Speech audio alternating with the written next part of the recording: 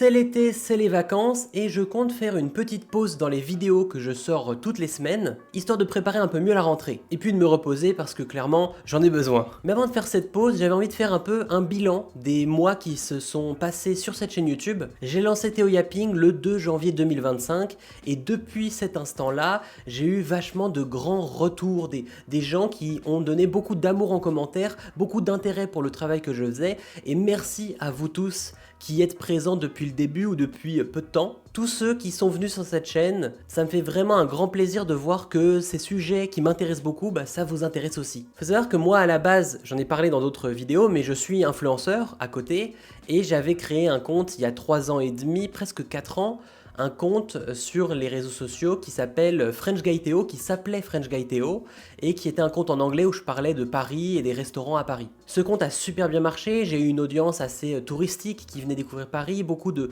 personnes un peu de partout dans le monde, une audience internationale, mais je me suis retrouvé vraiment face à plein de contradictions parce que les sujets qui m'intéressaient le plus, les grandes passions que j'avais dans la vie, c'était pas le tourisme, c'était pas ça en fait. Et je m'étais retrouvé dans cette sorte de prison dorée, quelque chose qui fonctionne très bien, qui m'ouvre plein de portes dans la vie, des rencontres exceptionnelles, mais qui me plaît pas au fond de moi. Et j'avais lancé Théo Yapping en janvier dernier comme une sorte de porte de sortie, une libération, alors que j'avais passé 3 ans et demi à faire des vidéos en anglais, j'avais envie de revenir en français sur YouTube avec du contenu plus profond, des vidéos très longues qui étaient entre 20 et 30 minutes pour parler de sujets dont je parlais déjà avec mes amis, des sujets qui me touchaient. On parle de tendances, de culture, de médias, on critique la consommation, le capitalisme et tout ça.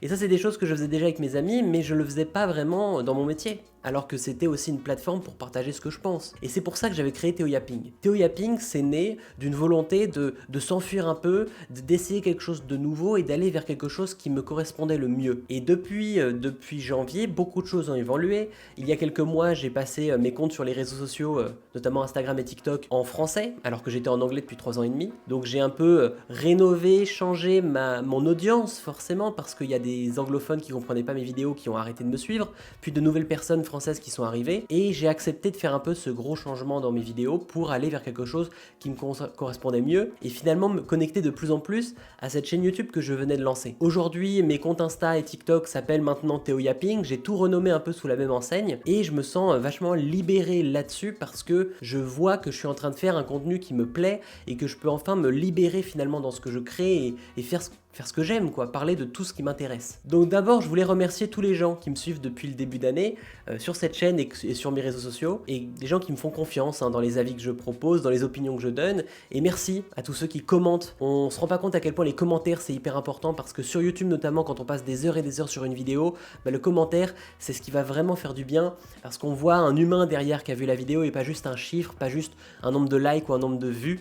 Et le plus important, je pense, c'est les commentaires, c'est vos messages, et ça m'a vraiment touché. Je me souviens sur certaines vidéos, j'ai reçu des DM, des gens qui me remerciaient parce qu'il y a des vidéos qui les ont vraiment touchés. Je pense à ma vidéo sur Bref 2 et sur les Nice Guys, et je sais qu'il y a beaucoup de mecs qui se sont reconnus là-dedans et que ça les a aidés à mieux se comporter, mieux comprendre comment ils se comportaient. Et franchement, moi, ça me fait un bien fou. C'est une des vidéos dont je suis le plus fier, si ce n'est la vidéo dont je suis le plus fier, et je suis très heureux d'avoir un impact positif sur les gens, quoi. Là devant moi, j'ai ma chaîne YouTube avec toutes les vidéos que j'ai sorties. 35 vidéos en 8 mois, 7 mois, vu qu'on est début août. Ça fait 7 mois. 35 vidéos en 7 mois, c'est quasiment l'équivalent de 5 vidéos par mois, si je calcule bien. Faut savoir qu'au début, les vidéos, je les sortais tous les dimanches. Et ensuite, j'ai commencé à sortir 2 vidéos par semaine depuis les derniers mois. 2 vidéos par semaine, c'est un rythme que je peux tenir, mais qui demande quand même vachement d'investissement. Je vais essayer de continuer ce format-là, de format de talk, de facecam, mais avec des formats différents. J'ai envie, à la rentrée, dans les mois septembre, octobre, dans les mois à venir, de lancer un podcast, notamment d'interviews. J'aimerais beaucoup interviewer des créateurs, des artistes, pour parler un petit peu de leur vision sur l'art, sur la création, sur la culture dans laquelle ils travaillent, dans les médias où ils sont, et de parler à la fois de créativité, de création artistique et de résistance au système, parce que c'est quelque chose aussi qui importe beaucoup sur ce compte. Je critique la consommation, le capitalisme, et moi j'aimerais beaucoup avoir une émission d'interview où je parle à des artistes et leur demande comment ils font pour à la fois être créatifs tout en étant inclus dans une industrie, comment ils font pour vivre de ce qu'ils font, de vivre de leur art, sans pour autant se vendre, sans pour autant se trahir. Et ça, c'est des intérêts, des choses qui me touchent beaucoup, parce que moi aussi je veux être artiste, et j'aimerais bien partager ça sur cette chaîne YouTube. Donc il y aura sûrement un podcast qui va arriver à la rentrée, des interviews, de nouveaux formats, et je vais toujours continuer de parler de ce dont je parle actuellement sur cette chaîne, c'est-à-dire les tendances, les médias, la culture. J'ai eu pas mal de contenu aussi qui était assez politique ou qui parlait de nouveautés d'actualité. Politique genre l'affaire Sarkozy par exemple que j'avais fait en tout début, ou le projet Périclès. Je pense que j'en parlerai de temps en temps, mais je veux vraiment plus axer mon contenu sur le monde créatif.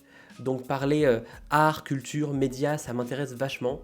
Mais de toute façon, je vais juste continuer à parler un petit peu de ce que j'aime. Et n'hésitez pas à me dire en commentaire s'il y a des sujets qui vous ont plus plu que d'autres sur ma chaîne YouTube. Là, j'ai la liste un peu de toutes les vidéos que j'ai postées, sur la vie ou sur de l'analyse de société. Une des vidéos qui a vraiment très bien marché, de mes plus gros succès, c'est ma vidéo sur la France moche. Ça, c'est une vidéo que j'ai beaucoup aimé faire, qui me touchait beaucoup parce que moi, j'ai grandi dans ce qu'ils appellent le French Dream, la France moche, la France des lotissements, des banlieues éloignées, et ça m'avait vraiment touché de faire cette vidéo. C'était vraiment quelque chose qui me concernait. Donc ce genre de sujet de société, moi, ça m'intéresse beaucoup de les analyser à nouveau. Puis j'ai aussi fait quelques vidéos qui ont bien marché sur Lena Situation et sa marque de vêtements, sur la série Bref 2, le développement personnel et comment ça nous fait perdre notre identité. Pas mal de choses comme ça qui parlaient un petit peu des tendances de consommation, qui analysaient comment on consommait, comment on achetait. Et je pense que ça, c'est un truc que je kiffe aussi. J'aime beaucoup parler de ça. Donc ça, c'est des sujets qui vont de toute façon revenir un petit peu dans mes vidéos à la rentrée. Mais n'hésitez pas à me dire en commentaire s'il y a des sujets qui vous intéressent plus que d'autres. Quelle vidéo que j'ai sortie là depuis le début d'année vous a le plus marqué? Si vous pouvez me partager en commentaire votre vidéo préférée, je pense que c'est vraiment ça qui m'aidera le plus à savoir un petit peu comment évoluer d'ici septembre et dans les prochains mois. Cette chaîne YouTube, comme je l'ai dit en début de vidéo, c'était une libération pour moi de la créer, mais c'était aussi un risque parce que j'ai déjà été sur YouTube avant. Moi, j'ai commencé en étant sur YouTube quand j'avais 12-13 ans. J'ai fait des vidéos sur YouTube sur une ancienne chaîne où j'avais parlé de culture, puis ensuite beaucoup de développement personnel, et j'étais vraiment dans ce truc-là à fond quand j'étais au lycée. Je m'en suis pas mal éloigné et j'ai plutôt une critique un peu sur ce milieu-là depuis. Et du coup, j'ai testé YouTube et je savais qu'il y avait quelque chose à faire sur YouTube, que c'était pas une plateforme qui était trop difficile d'accès. C'est dur de percer sur YouTube, mais je savais que c'était possible. Alors que moi, ça fait des années qu'on me disait c'est fini YouTube, maintenant c'est TikTok, c'est Insta, mais j'ai toujours aimé cette plateforme, donc je savais qu'il y avait un truc à faire. Et quand je me suis lancé en janvier dernier sur Theo Yapping, j'avais un peu peur parce que je savais qu'il n'y aurait pas forcément beaucoup de résultats très vite, et je devais me préparer à peut-être passer 6 mois sans que personne ne voit mes vidéos. Parce que sur YouTube, ça prend des mois et des mois avant d'avoir des résultats. Et en fait, j'ai eu de la chance, c'est que dès ma deuxième vidéo qui parlait du prix Goncourt et d'une polémique autour du prix Goncourt 2024, eh bien il y a eu des vues et ça a fait parler. Et puis la quatrième vidéo sur l'affaire Sarkozy a bien marché aussi, et c'est là que je me suis dit ok, on peut sortir de nulle part un peu sur YouTube, lancer une chaîne et la chaîne peut trouver un public, les vidéos peuvent être proposées par hasard finalement, l'algorithme fait son travail. Récemment aussi j'ai sorti quelques vidéos où je parlais un peu plus de moi, je vous ai parlé du fait que j'étais un peu perdu dans ma vie il y a quelques temps, que je suis encore en train de trouver ma voie là-dedans, et que j'ai compris plein de choses psychologiquement sur ma vie, sur des choses où je me suis auto-saboté, j'en ai parlé dans une vidéo récente, et ça m'a aussi fait plaisir de pouvoir sur YouTube me livrer, et j'ai vu des gens qui me disaient en commentaire, on aime bien tes vidéos socioculturelles, mais on aime bien aussi quand tu parles juste de ta vie, et quand tu fais du yapping, littéralement comme ce qui est dit dans mon nom de chaîne YouTube, et ça me fait plaisir de savoir ça parce que j'ai envie aussi de pouvoir exprimer un peu plus ce que je ressens, et de faire des vidéos plus perso, ou des vidéos de sujets de vie, et pas seulement des sujets d'actu ou d'analyse. J'ai vraiment envie de poursuivre ça, même dans la forme de podcast aussi que je veux amener dès la rentrée, donc je compte faire des vidéos encore plus personnelles, et j'espère que ça vous plaira. Donc voilà un petit peu pour le bilan, 7 mois, 7000 abonnés, c'est vraiment génial. Je compte faire un truc pendant les vacances, je vais demander à des amis qui sont aussi sur YouTube un peu de faire une sorte d'audit de ma chaîne et d'aller regarder qu'est-ce qui fonctionne le mieux, qu'est-ce que je devrais changer sur les miniatures, sur les titres. Je vais essayer en tout cas dès la rentrée d'être encore plus précis dans mes titres pour que les vidéos viennent plus facilement à vous et vous intéressent encore plus. Et sinon n'hésitez pas à me suivre sur Instagram et TikTok parce que je me suis mis à poster des contenus plus personnels. J'ai fait une série de vlogs 30 jours pour aller mieux sur les réseaux et ça m'a permis finalement de comprendre plein de choses sur moi-même, et dès la rentrée ou dès fin août, je vais revenir avec des contenus autour du milieu de l'art, du milieu de la culture, et de vous partager à la fois des choses que j'aime et aussi partager mes aventures artistiques. Je me suis remis à écrire des films, j'ai envie de réaliser des films pendant cette année et j'ai pas mal de projets qui sont assez ambitieux et je sais que je vais les faire, je bosse vraiment là-dessus. Si vous êtes des gens créatifs et que vous avez envie de voir un peu mes aventures créatives, suivez-moi sur les réseaux sociaux, Instagram et TikTok, c'est sur ces plateformes-là notamment que je vais partager tout ça. Voilà pour ce bilan, n'hésitez pas à me dire en commentaire ce que vous avez pensé de cette chaîne YouTube depuis le début d'année,